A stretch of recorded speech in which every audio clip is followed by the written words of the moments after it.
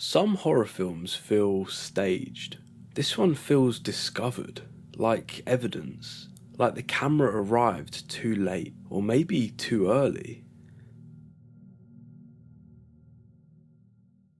Before horror felt real, it felt designed. Its earliest roots weren't interested in realism at all. They were interested in emotion, in distortion, in turning fear into something visual. In the 1920s, horror emerged from a movement known as German Expressionism. Films like Nosferatu and The Cabinet of Dr. Caligari didn't try to recreate the world, they reshaped it. Shadows stretched unnaturally across walls, buildings leaned, faces became masks. Nothing about these films felt accidental. Every frame was composed to communicate feeling rather than reality. Fear didn't come from what might happen. It came from how the world itself looked and behaved. German Expressionism treated horror like a painting, a nightmare carefully arranged, and it worked. These films laid the foundation for horror as a genre. Their influence can still be felt today, not just in horror, but across cinema as a whole.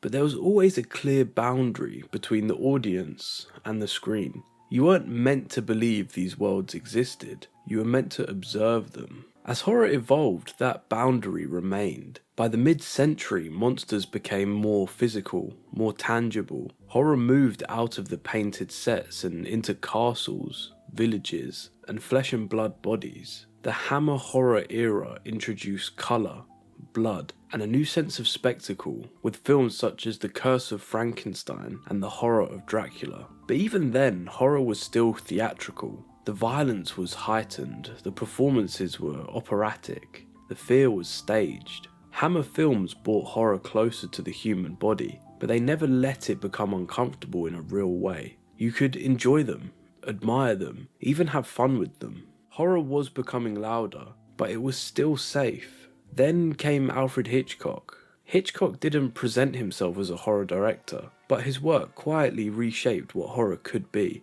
He took the visual language of Expressionism, its control, its precision, and hid it inside the real world. Psycho doesn't take place in a castle, it takes place in a motel, a bathroom, a car on an empty road. The world looks ordinary, familiar, believable, but the fear is anything but accidental. Every shock in Psycho is engineered, the editing is surgical, the music tells you exactly when to panic, and the camera never loses its grip.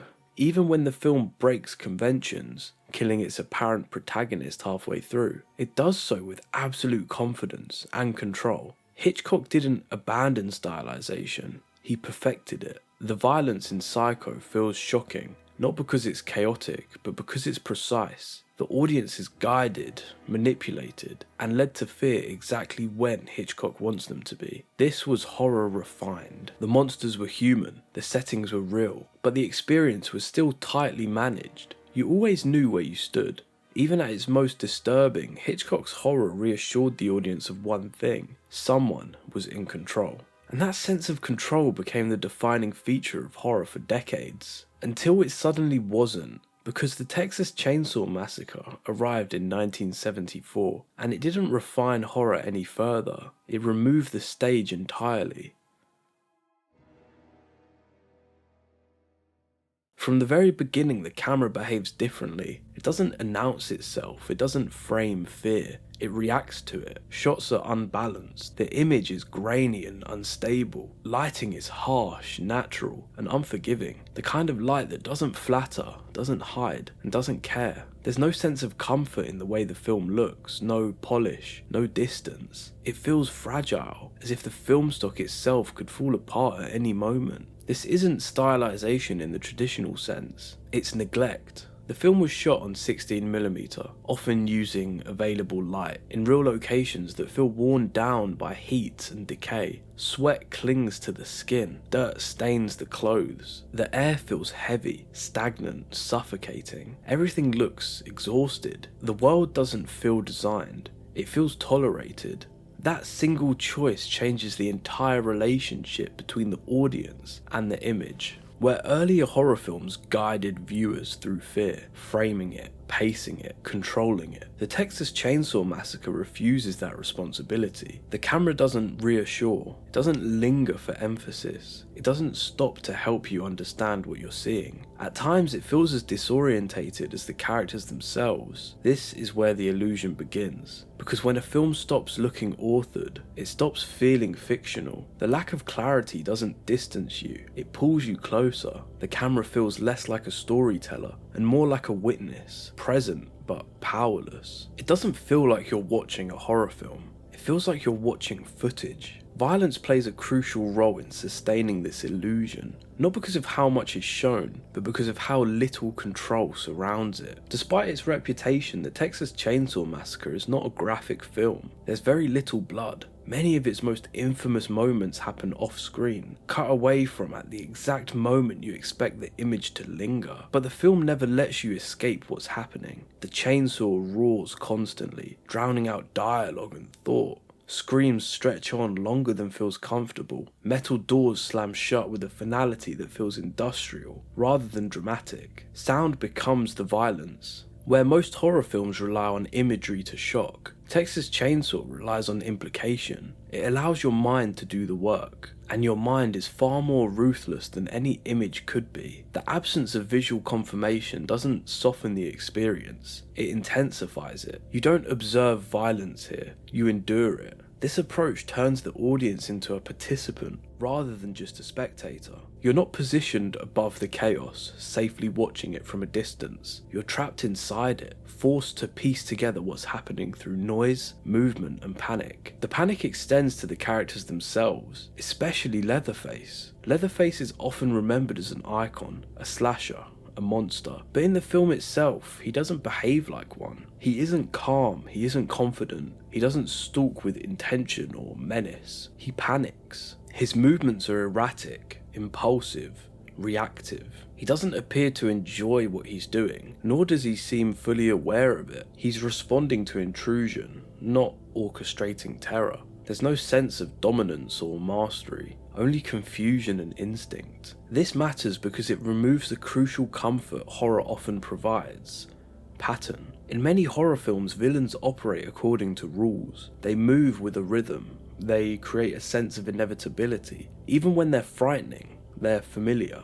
Leatherface offers no such structure. There's no choreography here, no elegance, no cool detachment. His violence feels messy and uncontrolled, which makes it unpredictable. And unpredictability is what truly unsettles. The film extends this chaos to its editing. Scenes don't build towards a clean payoff. They erupt without warning and end abruptly. There's no traditional rise and fall, no sense of release. Tension doesn't resolve, it accumulates. The editing doesn't guide you emotionally. It doesn't give you space to recover. It simply moves on, as if whatever just happened isn't important enough to dwell on. That indifference is crucial, because it reinforces the idea that this isn't a story being told, it's an event being endured. The film doesn't stop to underline its own horror, it treats it as mundane, almost routine, and in doing so it denies the audience the comfort of reflection. There is no musical score to guide your emotions, no dramatic cues to tell you when to feel fear or relief. Silence is not used as a pause, but as a threat, a moment where anything could happen next. You're left alone with the noise, the heat, and the movement. This is the final step in the collapse of control. The camera doesn't protect you, the editing doesn't guide you, the sound doesn't reassure you. Everything that once made horror feel safe has been stripped away. What the Texas Chainsaw Massacre understands, perhaps better than any horror film before it, is that realism isn't created by accuracy. It isn't about believable performances or authentic locations. It's created by absence. The absence of polish, the absence of explanation, the absence of intention. By refusing to feel like a movie, the film convinces you that what you're watching wasn't meant to be seen at all. It feels illicit, like evidence, like something uncovered rather than presented. And once that illusion takes hold, horror changes fundamentally. It stops being something that you watch from a distance. It stops being something that you analyze. It becomes something that you experience, something that you survive.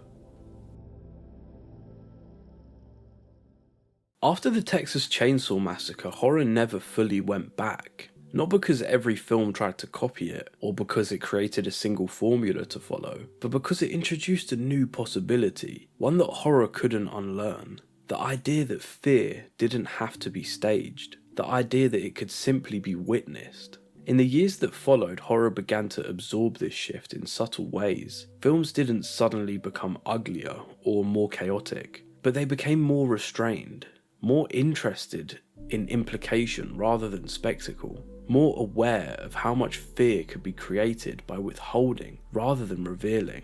John Carpenter's Halloween is often remembered for its mask and its music, but what it inherits from the Texas Chainsaw is simplicity, ordinary locations, natural light, a sense that violence could erupt in spaces that feel familiar and unprotected. The film is controlled, carefully so, but the world it occupies feels real in a way that horror hadn't fully embraced before. The genre had learned something important, that realism wasn't about authenticity, it was about plausibility. The idea that the events could actually happen in real life. As decades passed, this lesson became even more explicit. By the late 1990s, horror fully leaned into the idea that the camera itself could be part of the story. The Blair Witch Project didn't just borrow Texas Chainsaw's aesthetics, it inherited its philosophy, grain, chaos, disorientation, but more importantly, the illusion that what you're watching was never meant to be seen. The found footage genre didn't invent this feeling, it simply formalized it. What Texas Chainsaw suggested, intuitively, found footage turned into a structure. If the camera belongs inside the world, then horror becomes harder to dismiss. The audience is no longer watching a story unfold, they're discovering fragments of something that went wrong. Even outside of found footage, the influence persisted. Modern horror, often described as elevated, relies heavily on restraint. Films like Hereditary don't overwhelm the audience with violence. They linger, they imply, and they allow dread to slowly accumulate, often in silence. The spectacle is gone, and what remains is discomfort. This is the legacy that Texas Chainsaw leaves behind. The understanding that fear is strongest when the film doesn't feel like it's trying to scare you. But perhaps the most important impact of the Texas Chainsaw Massacre isn't found in other films at all. It's found in how audiences remember it. Ask people what they recall, and they'll describe a film drenched in blood, brutal, excessive, relentless. None of that is entirely true. The film's reputation has outgrown its content. Its violence exists largely in memory, reconstructed by the viewer after the fact. The horror happens in gaps, in moments where the film refuses to show you what you expect to see. And that distortion is intentional. By withholding images and leaning on sensation, Texas Chainsaw ensures that every viewer experiences a slightly different film. The fear isn't fixed on screen, it's completed in the mind. And that's why it endures, because it understands something fundamental about horror. The scariest things are rarely what we see, they're what we're forced to imagine. In making the camera feel accidental, the film removes the safety of intention. There's no sense of performance, no sense of reassurance, just the feeling that what you're watching is something that you shouldn't be. That feeling has never left the genre. It lingers in every horror film that prioritizes atmosphere over spectacle, in every moment of silence that feels just too long, in every cutaway from violence that leaves you more disturbed than if you'd seen it. The Texas Chainsaw Massacre didn't teach horror how to be louder, it taught it how to be quieter, how to be incomplete, how to feel real. Because once horror convinces you that the camera wasn't meant to be there, it stops being entertainment and it becomes evidence.